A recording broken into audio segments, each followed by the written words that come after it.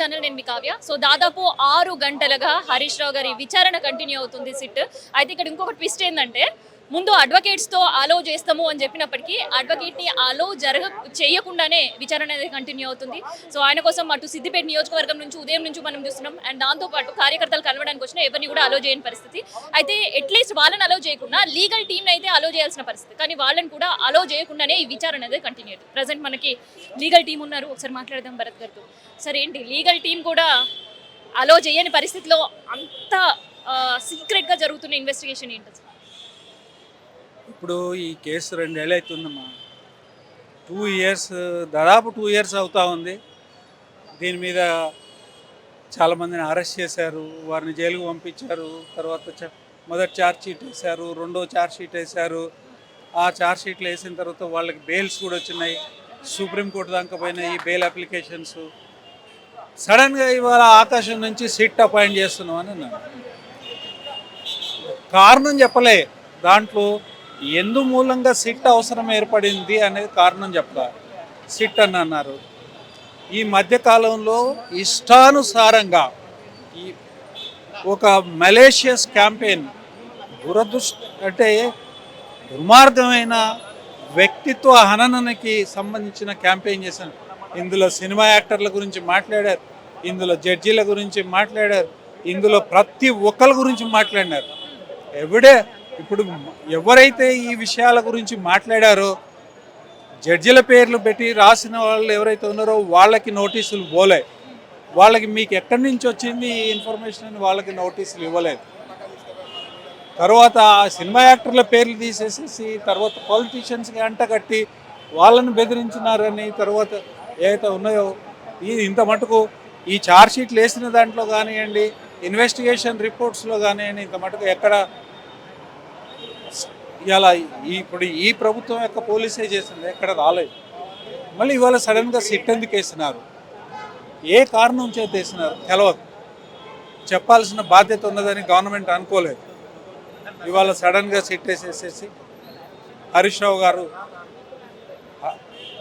160 section 160 CrPC కింద రమ్మని చెప్పినారు. నోటీస్ వచ్చిన తర్వాత నోటీస్లో ఏముంది? ఏముండదండి, మీరు విచారణకు రండి, మేము విచారణ చేస్తున్నాం, అంతే ఉంటుంది, ఏముండదు. తర్వాత 2 అడ్వకేట్స్ అకంపైన్ చేస్తారు హరీష్ రావు గారికి అని కమ్యూనికేషన్ ఇస్తే మీరు పేర్లు ఇవ్వమని అన్నారు. 2 అడ్వకేట్లు, ఆర్ చంద్రశేఖర్ రెడ్డి గారు, ఆయన సుప్రీంకోర్టు అడ్వకేటు, జె రామచంద్రరావు గారు, ఆయన మాజీ అడిషనల్ అడ్వకేట్ జనరల్. వారిద్దరూ అతను అకంపైన్ చేయడం, పేర్లు ఇవ్వడం జరిగింది. వాళ్ళని అలో చేయలేదు. ఈ గేట్లో వాళ్ళని బయటనే ఉంచేసేసేసి హరీష్ రావు గారిని ఒక్కరిని లోపలికి తీసుకొని పోయింది. ఇది ఏం పద్ధతి?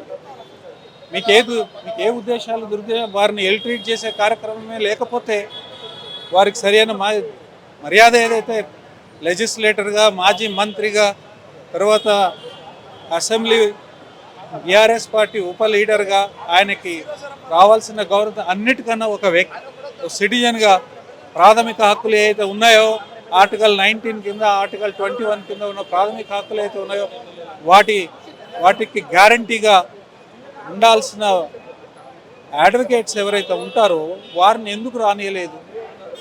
తర్వాత 6 గంటలు ఏందండి, 6 అవర్స్ ఏముంటుంది? ఒకవేళ ఉన్నదే అనుకోండి, ముందు ఇన్ఫామ్ చేయాలా, మీతోని చాలా ఎక్కువ సమయం పడుతుంది కాబట్టి మీరు మీ మెడిసిన్స్ తెచ్చుకున్నారా? ఆయన డయాబెటిక్ పేషెంట్, ఏది లేదు, ఇష్టానుసారంగా ఇవాళ 6 అవర్స్ పెట్టారు. ఇప్పుడు మధ్యాహ్నం భోజనం కూడా ఆయన ఇంటి నుంచే అవకాశం ఇచ్చిండ్రు అని విన్నాం, అది వాస్తవమేనా సార్? మెడిసిన్ ఏమైనా ఆలోచించండి, భోజనం ఇంటి నుంచి తెప్పించుకున్నారా లేదా నాకు తెలియదు, కానీ ముందు చెప్పాలి. When you called him before he attends, they should tell him.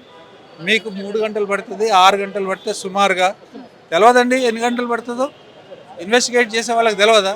Argue చేసే నాకు తెలుస్తుంది.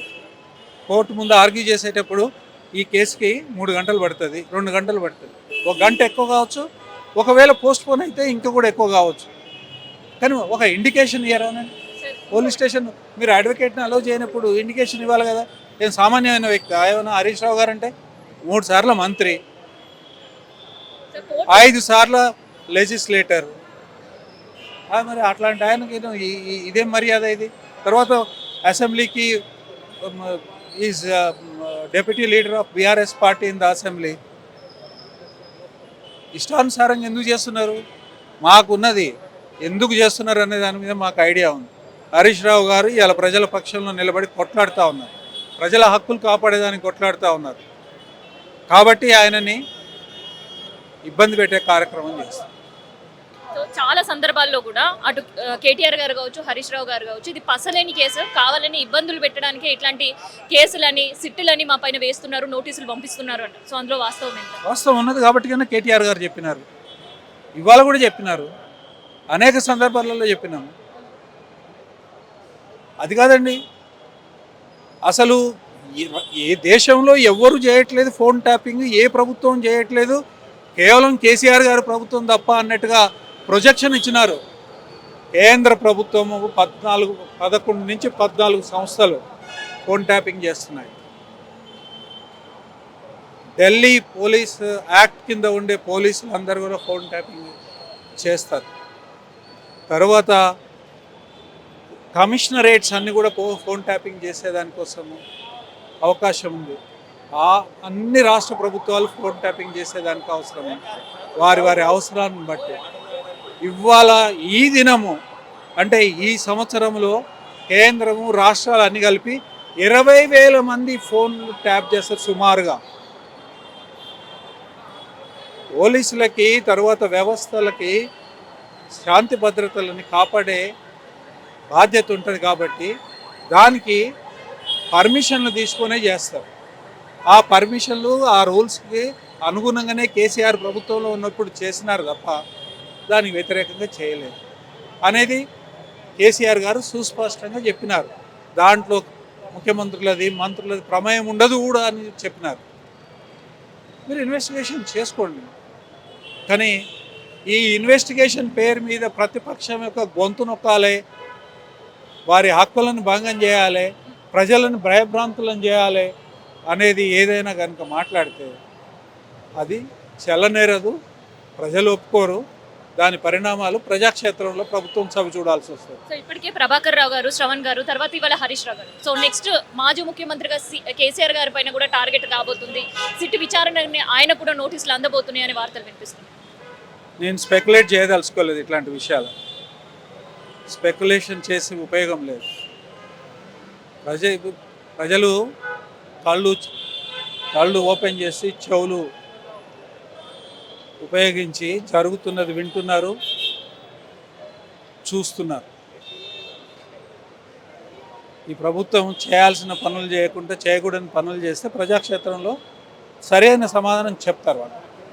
సో ఇదనమాట. ఒక పక్క మనం చూస్తుంటే ఇదే పిఎస్లో సిట్ వ్యవస్థ ఉంది. సో ఇక్కడ హరీష్ రావుకి సంబంధించిన విచారణ కంటిన్యూ అవుతుంది. ఉదయం 11 గంటలకి ప్రారంభమైన విచారణ, మధ్యాహ్నం కాస్త లంచ్ బ్రేక్, ఆ తర్వాత మళ్ళీ విచారణ కంటిన్యూ అవుతుంది. అయితే ఇక్కడ అడ్వకేట్స్ బృందం వచ్చిన అండ్ దానికి సంబంధించిన ఆయనకు మెడిసిన్ తీసుకురావాలనే ప్రయత్నం ఎవరు చేసినా కానీ ఎవరిని కూడా లోపలికి అలో చేయకుండా విచారణ అయితే కంటిన్యూ అవుతుంది. అయితే కేవలం సిట్ ఫోన్ ట్యాపింగ్ విచారణ కేవలం తెలంగాణ రాష్ట్రంలో మాత్రమే కాదు, ఫోన్ ట్యాపింగ్కి సంబంధించి 25,000 ఫోన్లు ఈ సంవత్సరంలో అంటే జనవరి ప్రారంభమైంది, ఇవాళ మనకి 20 రోజులు, కేవలం 20 రోజుల్లో 25 ఫోన్ల ట్యాపింగ్ కూడా జరుగుతుంది. మరి దానిపైన ఎవరు ఎందుకు ప్రశ్నించట్లేదు అంటూ బీఆర్ఎస్ లీగల్ టీం ప్రశ్నల వర్షం కురిపిస్తుంది.